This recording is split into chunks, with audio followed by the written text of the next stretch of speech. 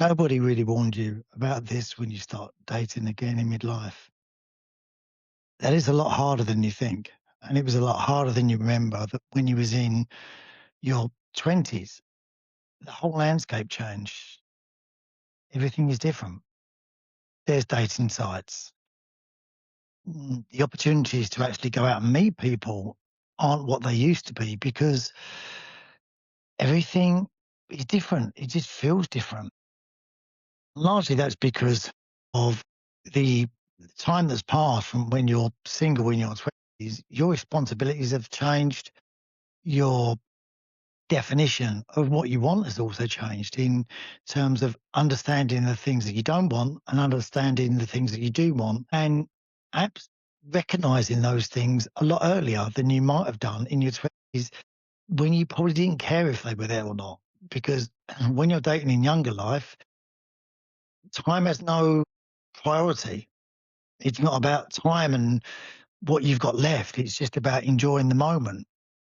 And that changes in midlife. And for me, I've come to realize that it probably shouldn't. That you should still try and have those feelings about dating because it helps with the relationships that you're going into because you're not then placing so much pressure on these things that you think are important in midlife. I think as well, your priorities change greatly. And this is very different for men and women. And it's very different from person to person, depending upon what circumstances they're coming from and coming to.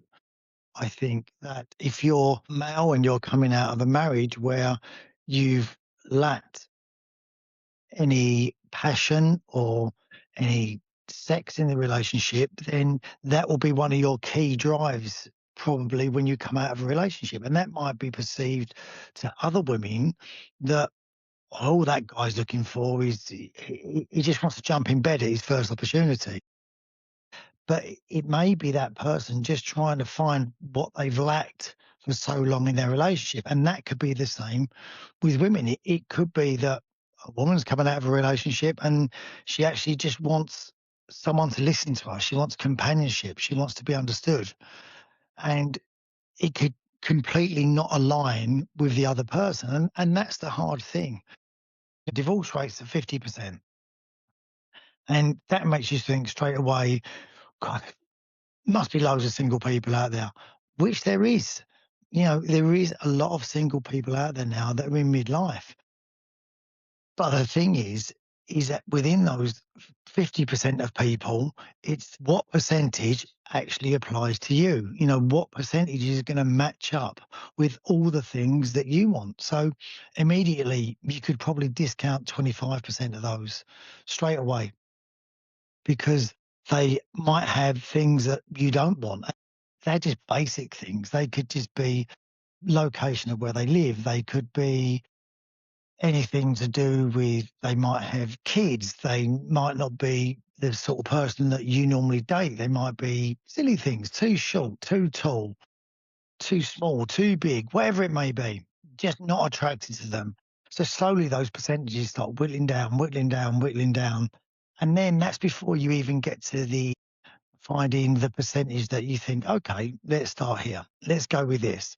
And then you start getting into the things that really are important to you. And that could be things from how they dress, how they speak, their social habits, their how they keep themselves, how they present themselves, their morals, and all those percentages start whittling down till you get to the stage of where you've gone from 50% to 1%.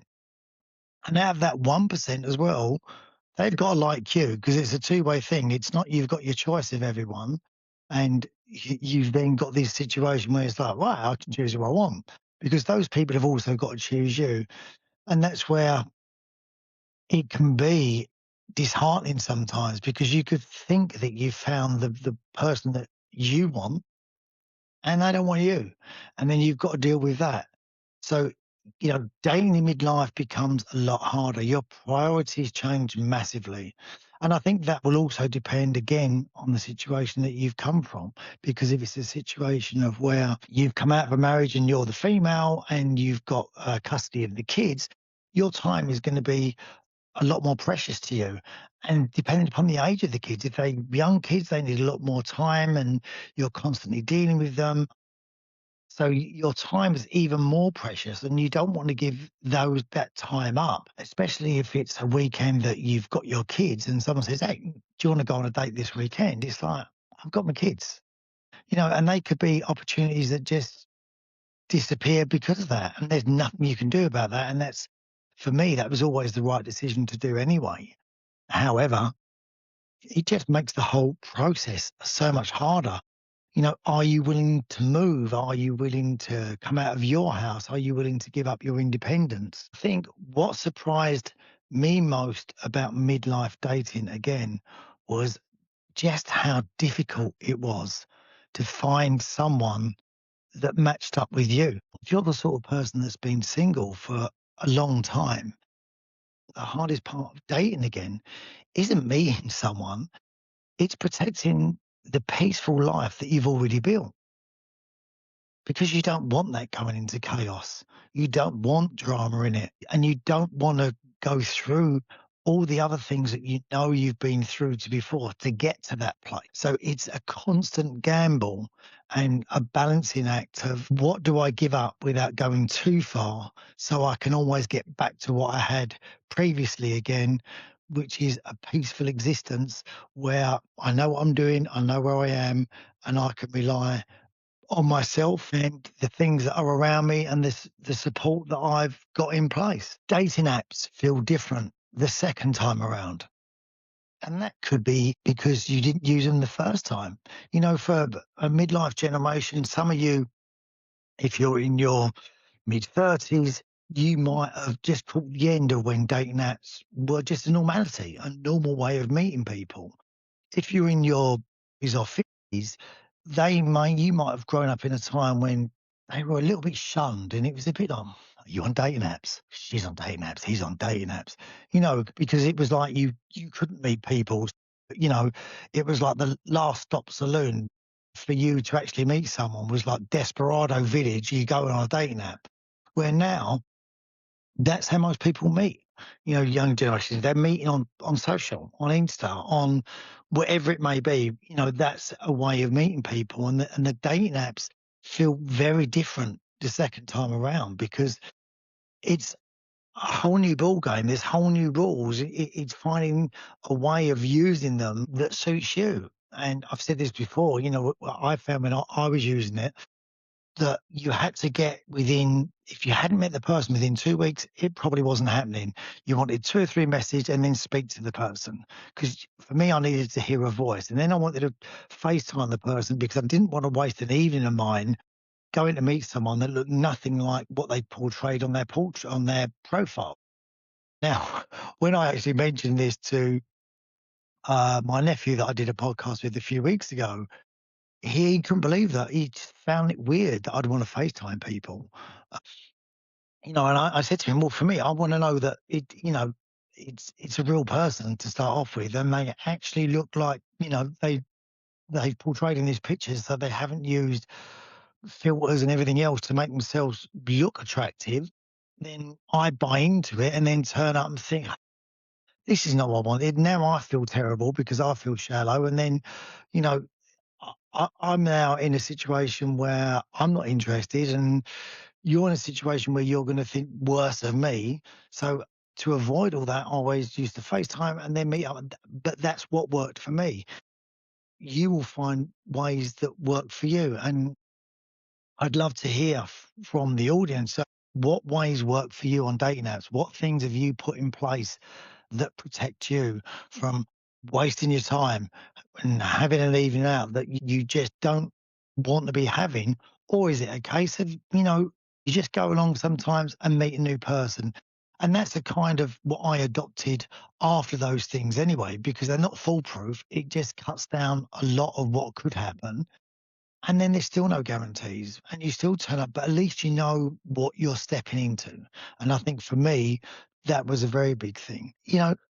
It's it's your expectations on dating apps versus the reality. And that's what dating apps did for me. I think they exceeded my expectations on the app. So when you go on the app, it's full of, because I was interested in women, so it was full of beautiful women, or what appeared to be beautiful women that I was attracted to. What they said, what they did, how they looked, all those things that were important to me. But then in my head, I built them up into this perfect person. I was thinking, brilliant, this is it. This is the person that I wanted to meet. And it never worked out that way, because you weren't able to know them previously. And that's what I think I found most surprising, was realizing how much you actually do when you're meeting people organically. When you meet people organically, you go through a checklist in your head that you don't even realize. You walk into a room and you immediately discard a lot of people because they're not your type. It might be who they're with. They might be with partners, so not them. It might be they're too small, too short, all these things that we said. So immediately it's like a game of guess who. So you do all these things of flipping them all down until you're left with a couple of people. And then it's like, she's nice. Oh, she might be nice as well. And then you realize she's not interested in me whatsoever.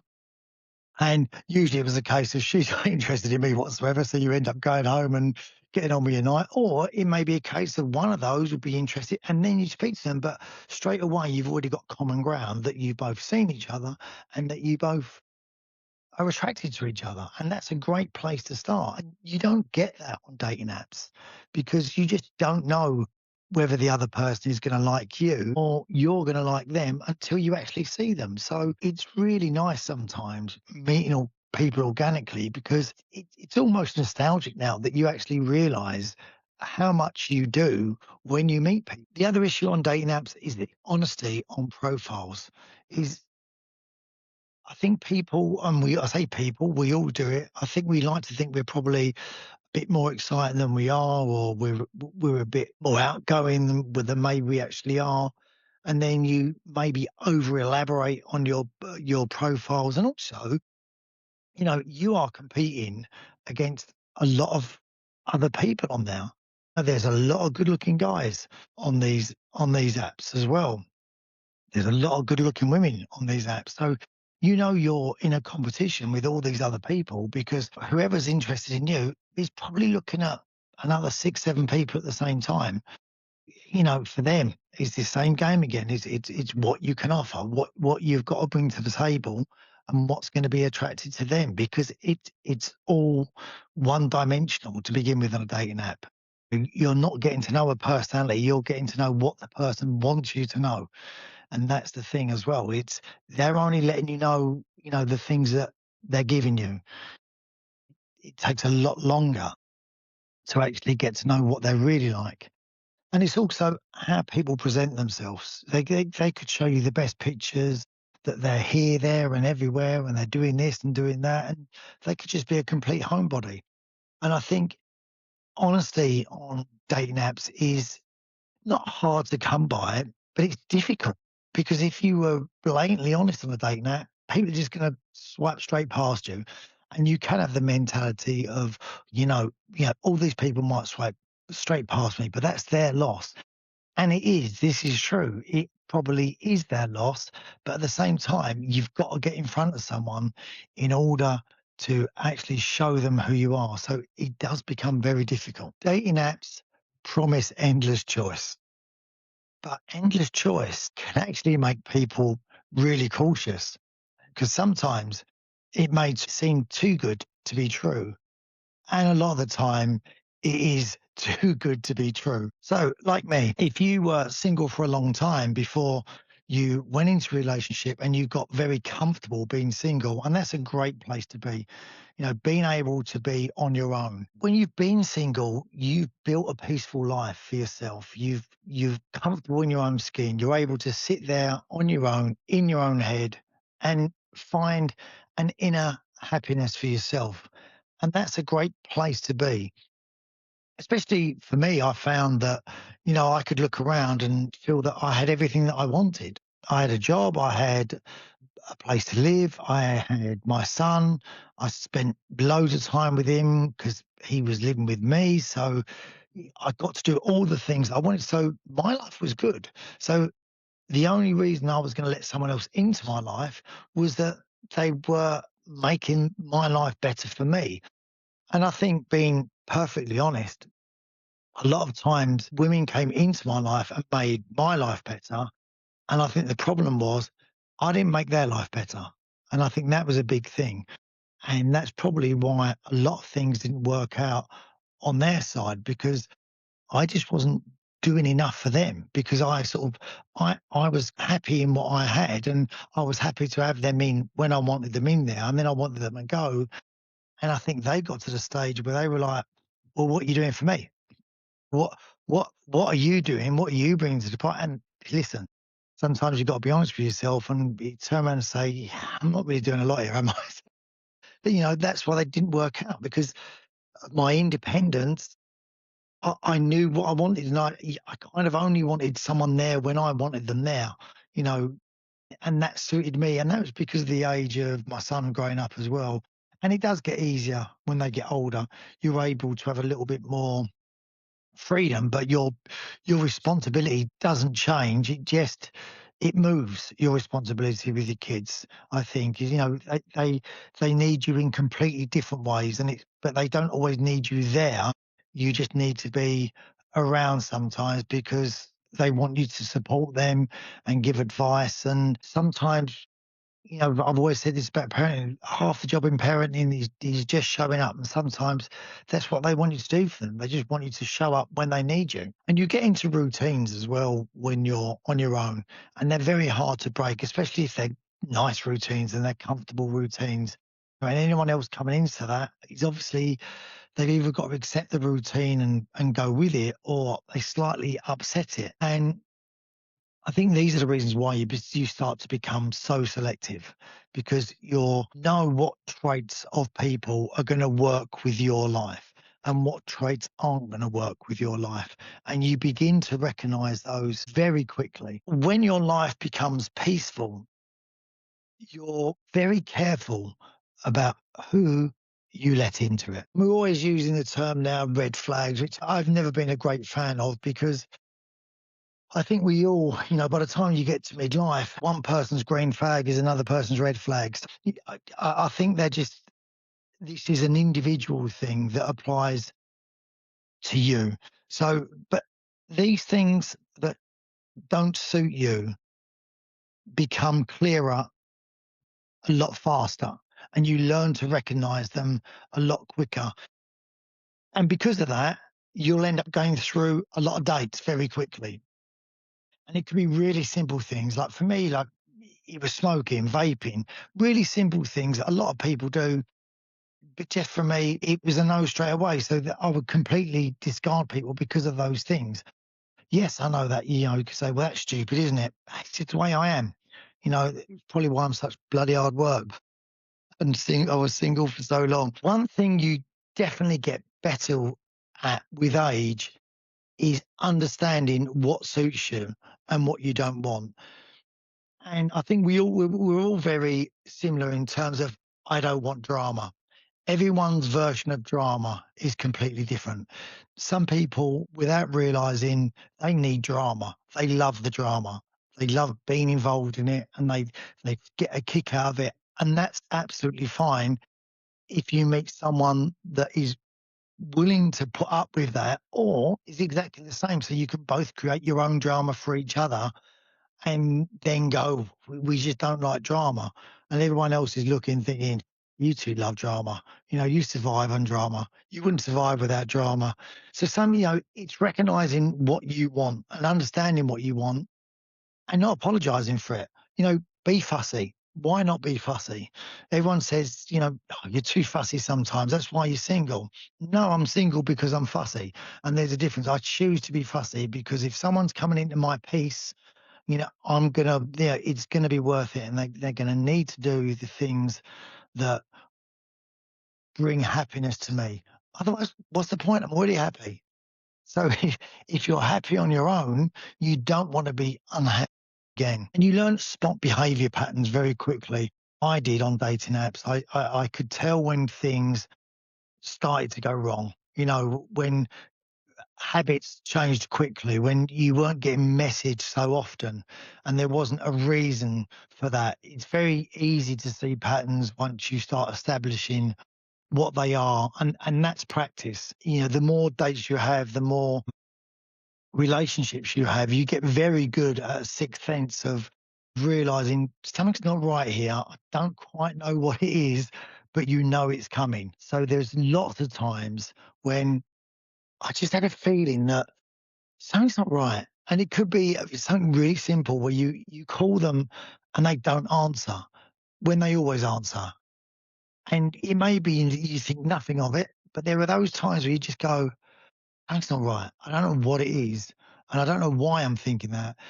9 times out of 10, I found that I was pretty close to the money, and there were things that weren't right at the times. I think you learn that with experience and with more and more dating, and you learn to trust your instincts a lot more and be happy to trust your instincts. Also, you get really good at dealing with the fallout from it because you don't completely give up your piece that you've already got, and you make it so that you can get back to that quite quickly. For me, that was a case of once it was a no, it was I didn't want to hear anyone's reasons for it. I never wanted to hear why someone didn't want to see me anymore in the end because it didn't matter. The bottom line was that they didn't want to see me. Anything after that was probably for them. It was to make them feel better about doing something that they felt really bad about doing, and they probably shouldn't have done. Because if I'm not going to make someone happy, don't be with me. You know, I only want people to be with me if I'm making them happy. I don't want anyone to stay and find out years later that they haven't been happy for the last 4 or 5 years. They've just stayed there because they didn't want to upset me. Just, do the right thing for you. And if the right thing for you is to leave and go, do it. Don't worry about me. I'll be fine. I was fine before you got here. I'll be fine when you leave. It's just, let's just get on to that bit and stop standing on the edge of the cliff and let's just get on with it. So experience doesn't make dating easier. It just makes it easier and clearer to recognize when things aren't for you. The biggest thing about dating between when you're 25 and when you're 45 is as obvious as it seems. It's 20 years. Simple as that. In that 20 years, you've lived, you've become more independent.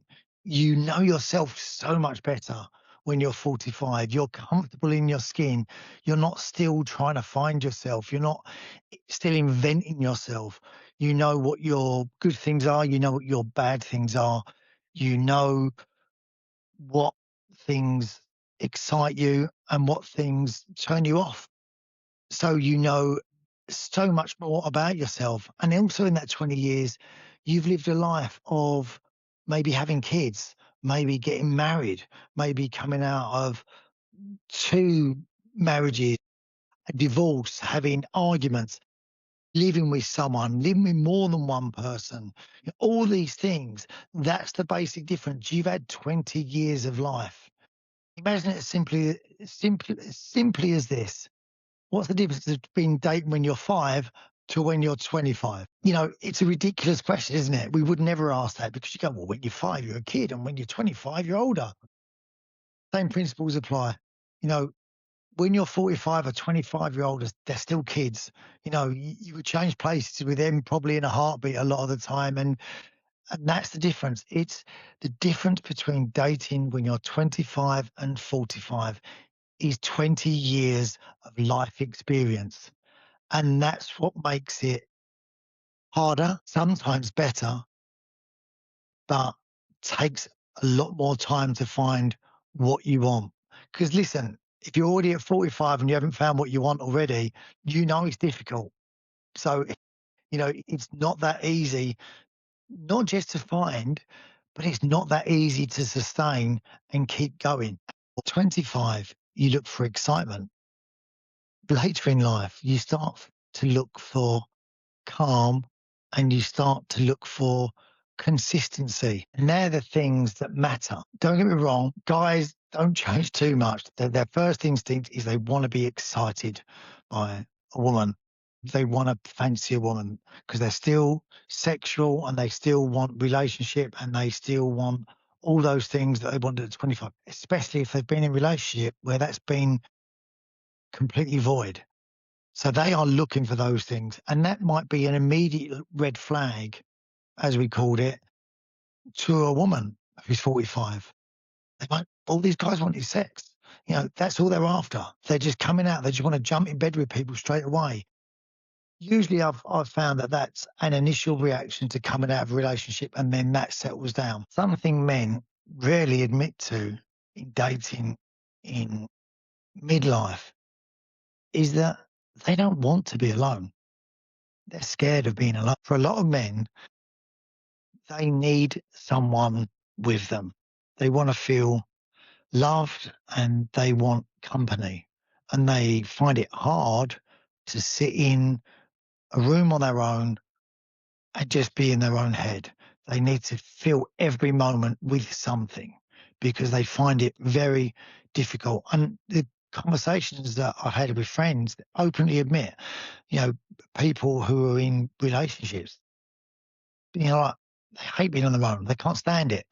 You know, if their wife goes away for a while, they're filling every moment with a golf trip or, going away or doing this and doing that. And they're not scared of that. They just love having people around them. And guys, first of all, when they come onto dating apps, if they've come out of relationships, they will be a 25-year-old again. They will want to date a load of people and have a load of great sex and do all these things that they thought they wanted to do when they were in a relationship. And they looked at the single guys going, "Oh, you got a great life there, haven't you? It's great." And as I always said to a lot of these guys, listen, it's not as great as you think, and it's not as easy as you think. And you're still vulnerable, but you find it more difficult to deal with because you've got no one to tell. There's no one that you're talking to tell them this. You are definitely not telling your friends that you feel slightly vulnerable, because that's going to make their evening a great evening, and you don't want to be the butt of all their jokes and get a load of memes on group chats about vulnerable people. So your expectations when you come out as a guy on these dating apps, first of all, that it's going to be like a Hugh Hefner film. You're going to have like weekends at Bernie's when everyone's coming in, and it's absolutely fantastic. And it turns out it's not that way at all because it's hard work. Because there are a lot of other single guys out there that have been doing it a lot longer. They know exactly what they're doing, and your expectations are going to be completely different because you're going to be hit by, wow, there's so many single women out there, and you'll be scrolling past all these women thinking this is great. And it's not until 3 or 4 weeks later where you realise that it is hard work. There are also times when you'll sit there and think, it would be nice to have someone. It really would, and has. Something guys rarely say out loud is that dating can feel more pressurised the older you get because you're always thinking, I don't want to be found laying on my floor one day and no one's there. I realised something recently about relationships that if they seem like they're hard work, that's because they probably are hard work. The relationships that I've been in that have been the best ones for me have never really felt like hard work. They've always felt very easy. I've always felt safe in them until that point where I didn't. So I think if you're feeling like it's extremely hard work, then there may be things that you need to look at in your relationship. I've learned a lot of lessons from the dating that I've done. I've learned most of the lessons are probably about myself more than other people. I've learned that the ability to move on is when you're single is paramount to getting back to normality in your life. And I learned that if you're going to be single, you need to be brave because you're constantly putting your heart out there for other people. And sometimes it will give you moments that are great. And they're the things that you have to get through. And that's why when I look at a lot of people in relationships that say, "Oh, I'd love to be you. I'd love to be single," going out and meeting people, I look at them and think, you wouldn't. You wouldn't want this life. And it's a great life when it's great. And if you are the sort of character that can be independent, and I think that's with the other women that I've met where I've had these conversations where they're very similar to me. They won't wait for other people to do it. They're not looking for other people to make you happy. And a lot of that is about emotional growth, I think, for yourself, is knowing yourself well enough from the mistakes that you've made and the things that you've been in. And it's a common ground with people when there are certain moments that I remember in some relationships. And one of those was being in the shower and just banging my head against the wall in the shower, just thinking, I can't do another day of this. I cannot do another day of this.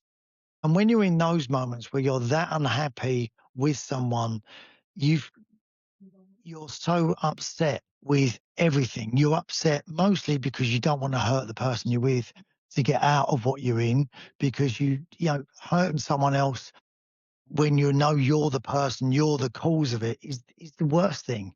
You don't want to be that person, that guy, that girl that breaks someone else's heart. But at the same time, if you don't do that, it's going to kill you. And, you're not giving the best of yourself. You're not living up to the other person's expectations of what they want. And it's managing your expectations the whole time that you learn when you're single, is meeting other people. And then that does, like every job, the more you do it, you know, the easier it becomes, the easier you get to deal with when things go wrong.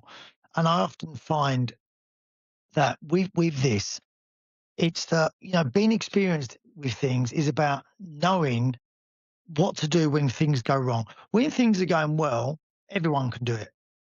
Any job that you look at, any anything that you're going to do around the house where you're going to get a YouTube video that's going to show you how to do it, you're going to have no problem with if it goes exactly the same as a video.